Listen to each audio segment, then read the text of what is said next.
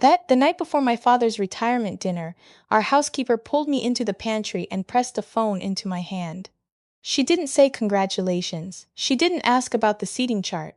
She looked me dead in the eyes and said, "Go sit in the study, leave this phone on speaker. Don't say a word. And whatever you do, don't come out until they leave." I almost laughed. My name is Kira. I'm 31 years old, and I have spent the last 9 years being the person in my family who fixes things. Not in a cute, quirky way. The IRS is auditing us and someone needs to handle this way. Dad's construction company is bleeding money and someone needs to restructure the vendor contracts before we lose the Greenfield project way. I'm the oldest daughter, the one with the MBA, the one who left a consulting job at Deloitte to come home and save a family business that was 3 months from bankruptcy. So when Mrs. Alvarez, our housekeeper of 14 years, the woman who ironed my prom dress and left soup on my doorstep when I had COVID, told me to hide in the study, I didn't understand. I was in the middle of confirming a private chef for my father's retirement dinner the next evening. A dinner I was paying for. A dinner I had spent 4 months planning because my father, Victor, was finally stepping down from Langford and Associates Construction, and I, the person who had actually been running it for the better part of a decade, was supposed to be formally announced as CEO. "Miss Kira," she said again, quieter, this time. Her accent thickened the way it always did when she was scared. "Please, I know what I heard." Something in her face made me stop arguing. Mrs. Alvarez had never been dramatic. Not once, not when my mother left, not when my father had his first heart scare, not when my sister threw a wine glass at Thanksgiving and called me a control freak. This woman was limestone, steady, unshakable. So I took the phone. I walked to the study at the end of the hall. I closed the door. I sat on the leather chair my grandfather bought in 1987, and I waited. 7 minutes later, I heard the front door open, my father's voice, then my sister Lydia, then a third voice, and my stomach tightened. Dominic, my fiancé, they settled into the kitchen. I could hear cabinets opening, the coffee maker gurgling, chairs scraping tile, normal sounds, family sounds. Then my father said, "So we're all clear on the timeline." And the air in that study changed. Lydia spoke first. She walks in tomorrow, gives her little speech. Dad pretends to hand over the keys, and then Monday morning, Mitchell files the transfer. Mitchell, their attorney. Not the company attorney, their personal one. I didn't even know they had a separate attorney. My father's voice was calm, almost rehearsed. "The board paperwork is already pre-signed. Dominic handled the notarization. Once the operating agreement is amended, Kira's equity converts to non-voting shares. She keeps a title, keeps a salary, but decision-making authority transfers to Lydia and Grant. Grant, Lydia's husband. A man who has never worked a day in construction. A man who sells pharmaceutical advertising and once asked me what a lien was. I pressed my hand over my mouth, not because I was going to scream, because I was going to be sick. Dominic's voice came next, and it was the one that nearly broke me. "She won't fight it. She'll be upset, but she won't fight it. She doesn't do conflict, she just absorbs." He said that. The man who proposed to me on the roof of our apartment in Chicago. The man who held my hand through my father's triple bypass. The man who said 2 weeks ago, lying next to me in the dark, "You give too much of yourself, Kira. Let me be your safe place." He called me, like I was a sponge, like I was a towel you wring out and hang back up. Lydia laughed. A real laugh. Not a villain's laugh. My sister's laugh. The one I grew up hearing through our shared bedroom wall. She said, "Honestly, she should thank us. She's been carrying this company like it's her personality. Now she can finally relax." Relax. I rebuilt that company. When COVID shut down 3 of our 4 active job sites, I personally renegotiated every subcontractor agreement. I deferred my own salary for 11 months. I secured a $1.4 million PPP loan and managed the forgiveness application myself. I hired the safety compliance team that kept us from getting sued when the Westfield scaffolding collapsed. I was 26 years old and sitting across from a bank examiner who told me we had 90 days before they called our line of credit, and my sister thought I needed to relax. My father cleared his throat. After Monday, we restructure the board. Lydia and Grant take majority control. Dominic advises on the financial transition. And Kira stays on as a figurehead until we've stabilized perception. Figurehead. My own father called me a figurehead. I heard chairs push back, footsteps toward the door. Then Lydia's voice, almost as an afterthought. "Should we tell her about the Meridian deal?"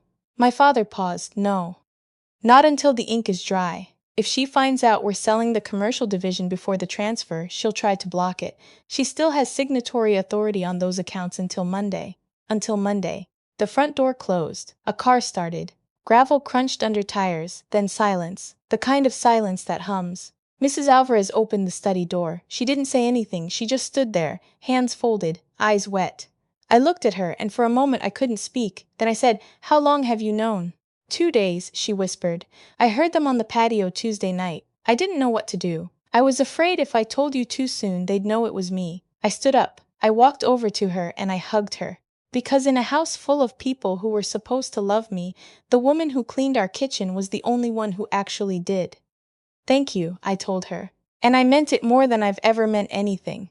That night, I didn't cry. I want to be honest about that because I think people expect tears in these moments. Betrayal is supposed to make you collapse, but I didn't collapse. Something inside me went very still, like water freezing from the surface down. I poured myself a glass of bourbon, I opened my laptop, and I started reading. Every contract, every amendment, every board resolution I had signed in the last 9 years. Every operating agreement, every vendor master service agreement, every banking authorization letter. I read until my eyes burned and the bourbon was gone and the sky outside turned from black to gray. Here's what they didn't know. When I restructured the company in 2020, I didn't just save it. I rebuilt the legal architecture from the ground up. I hired an outside counsel. Not Mitchell, not anyone my father knew, and I quietly embedded protective clauses into every critical vendor relationship.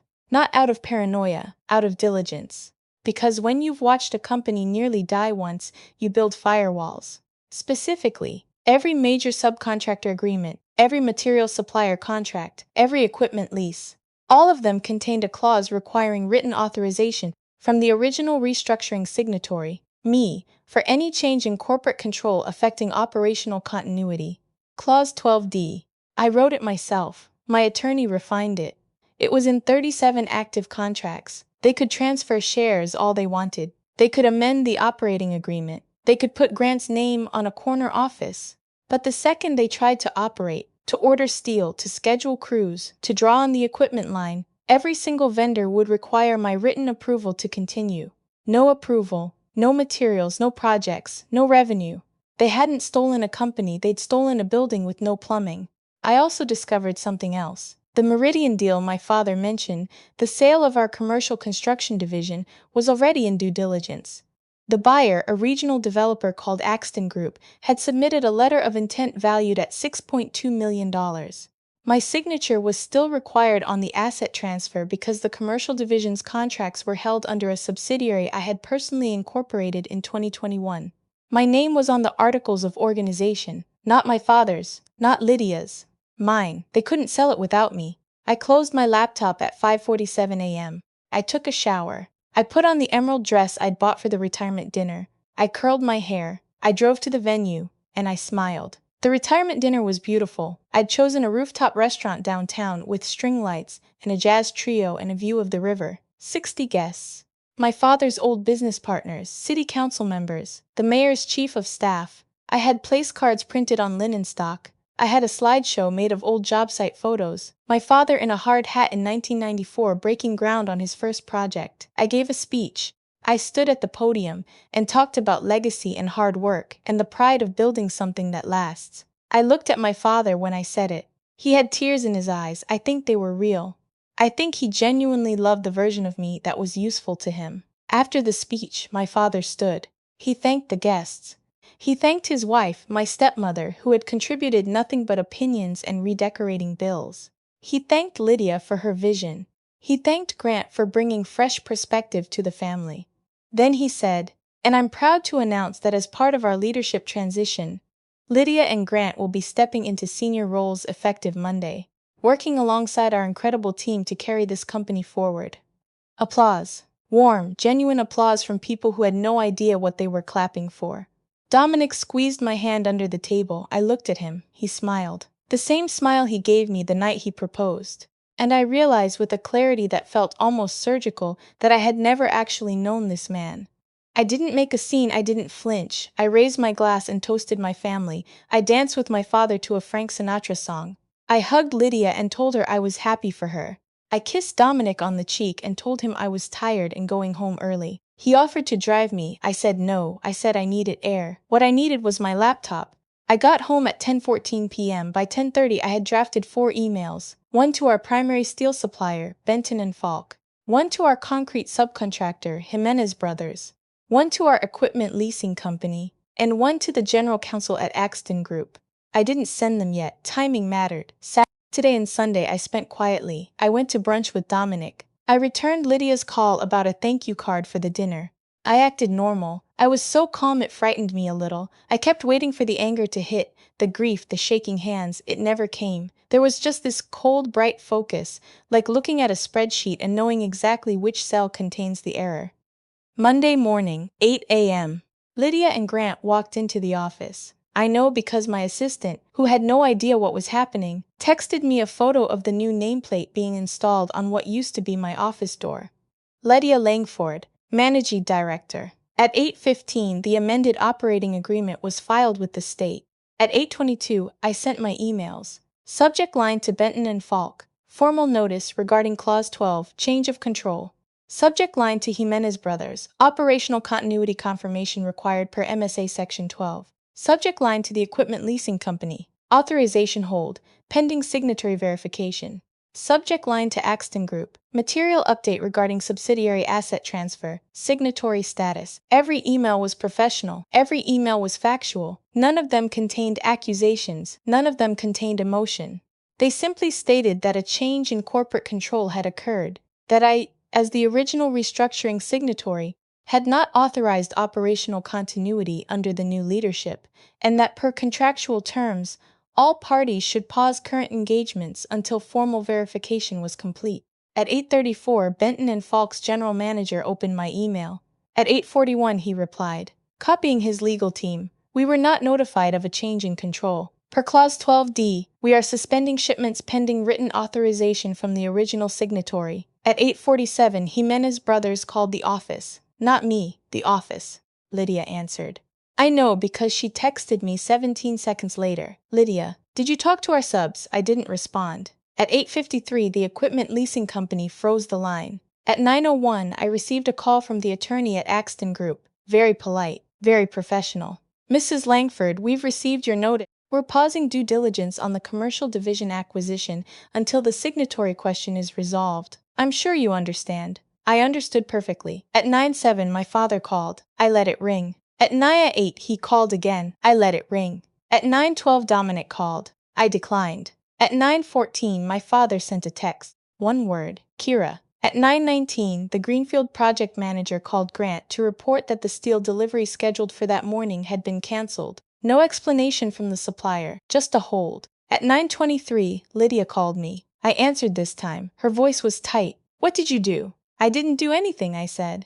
"I exercised a contractual right. You're destroying the company." "No," I said. "I'm reminding you who built it." Silence. Then she hung up. At 9:31, my father showed up at my apartment. He didn't knock. He used his, was sitting at my kitchen island, drinking coffee, still in my pajamas. He looked older than he had at the dinner. Smaller. "Kira," he said, his voice cracked. "What are you doing?" I took a sip of coffee. "I'm protecting my interests. This is our family. You're tearing it apart." I set the mug down. "No, you tore it apart Tuesday night on the patio. Mrs. Alvarez heard everything." I heard everything. The transfer, the Meridian deal, the plan to turn me into a figurehead. "You did that. I'm just responding." His face went white, not angry white, caught white. "We were trying to protect the company," he started. "You were trying to protect yourself," I said, "and Lydia. And Grant. You were protecting everyone except the person who actually saved this company from collapsing." He sat down on my couch. He put his head in his hands. "We can fix this," he said. "I know," I said. "I have a proposal." He looked up.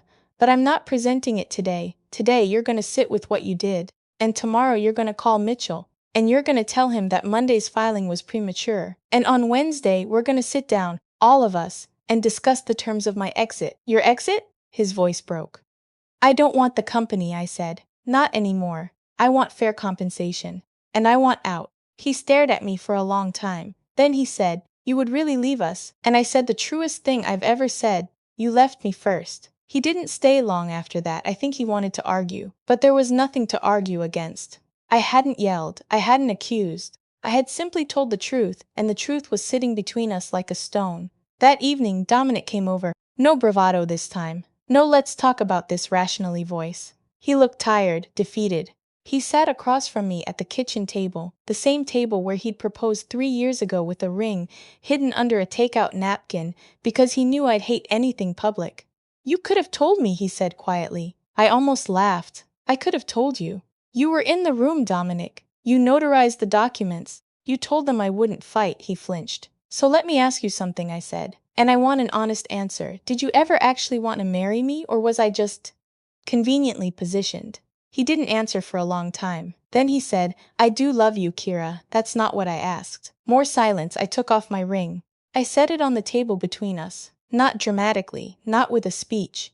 Just a quiet, steady motion. Like putting down a pen after signing the last page of something. He looked at the ring. He looked at me. Then he picked up his keys and walked out.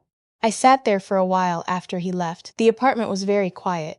I could hear the refrigerator humming, the neighbor's TV through the wall, a dog barking somewhere down the block. Normal sounds. The kind of sounds that remind you life is still going on even when yours just cracked in half. I didn't cry that night either, but I came close, not because of Dominic, because of my father. Because I remembered being 14 years old, sitting in his truck on a job site, eating gas station sandwiches, while he pointed at a half-built house and said, someday, kid, this'll all be yours.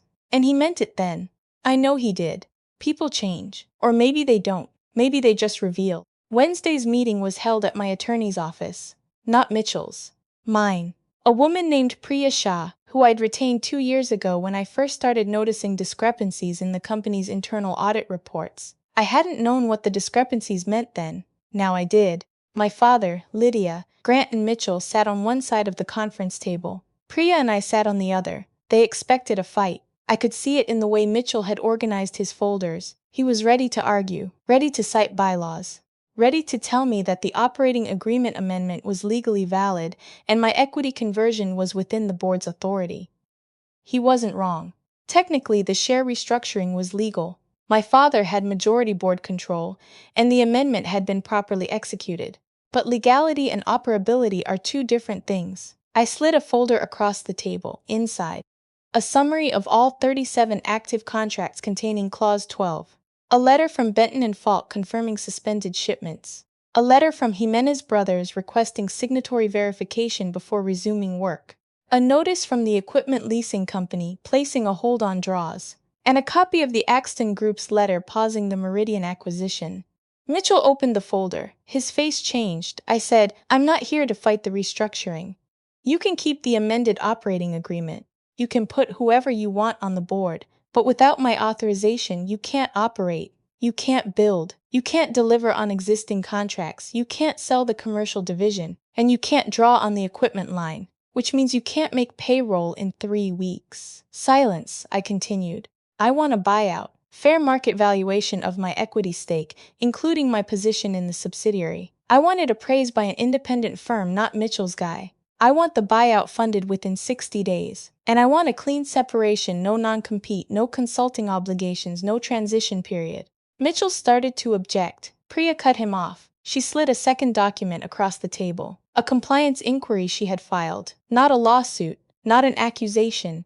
A formal request to the state licensing board to review the timeline of the operating agreement amendment and the Meridian LOI. Specifically, whether the board had disclosed the pending asset sale to all equity holders before executing the restructuring. They hadn't, because telling me about the Meridian deal would have meant telling me about the restructuring.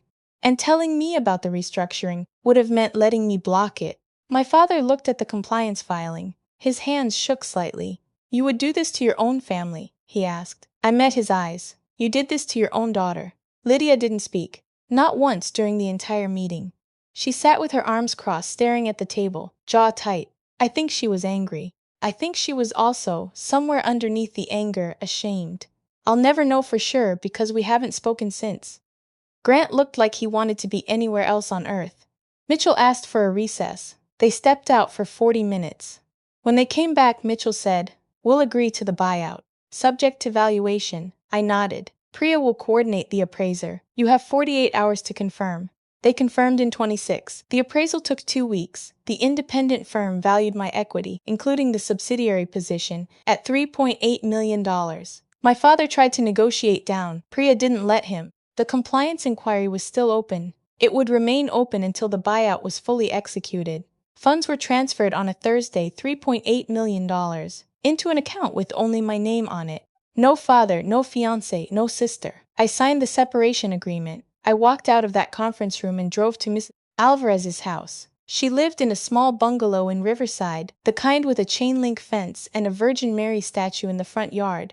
I knocked on her door. She opened it in her house dress, looking confused. I handed her an envelope. Inside was a check for $50,000 and a letter I'd written by hand. She opened it. She read it. She started crying. "Miss Kira," she said, "you didn't have to." "Yes, I did," I told her. "You were the only person in that house who chose me. I will never forget that. Never." She hugged me in her doorway and I cried for the first time in 3 weeks. Not because I was sad. Because someone had loved me honestly, without conditions, without leverage, without expecting anything back. And that kind of love, when you've just lost every other version of it, feels like oxygen after drowning. My father called once after the buyout was finalized. He said the company was struggling. The Meridian deal fell through. 2 project timelines had slipped. Grant was overwhelmed. He asked if I would consider consulting. Just temporarily. Just to stabilize things. I said no. He said, "You're really going to let it fail?" I said, "It's not mine anymore. You made sure of that." He was quiet for a long time. Then he said, "I'm sorry, Kira," and I said, "I know. But sorry doesn't rebuild what you broke." Lydia texted me once. 3 words. "Was it worth it?" I didn't reply, not because I was being petty, because the answer was complicated and she wouldn't understand the complication. It was worth it, and it cost me everything, and both of those things are true at the same time. You don't leave your family without bleeding. But you also don't let your family bleed you dry. Dominic mailed the ring back. No note. I put it in a drawer. Someday I'll sell it. Not yet. I used the buyout money to start my own firm, commercial project management, small team. 3 people and a rented office in the Arts District. We landed our first contract 8 weeks in, a mixed-use development on 4th Street. Nothing glamorous, but mine. Actually mine, not inherited, not rescued. Built. I named the company Alvarez and Langford. Mrs. Alvarez cried again when I told her. She said, "Miss Kira, I'm a housekeeper." I said, "You're the reason I'm standing here." She still comes to the office sometimes. Brings empanadas. Reorganizes the supply closet even though we tell her she doesn't have to. She says it relaxes her. I think she just likes being somewhere she's wanted. The night before my father's retirement dinner, they thought I was hiding in the study because I was obedient. Because I was soft. Because I would absorb whatever they did to me and keep functioning. They were right about one thing. I was listening, but I wasn't hiding, I was taking notes. And now I don't save companies that don't deserve me, I build my own.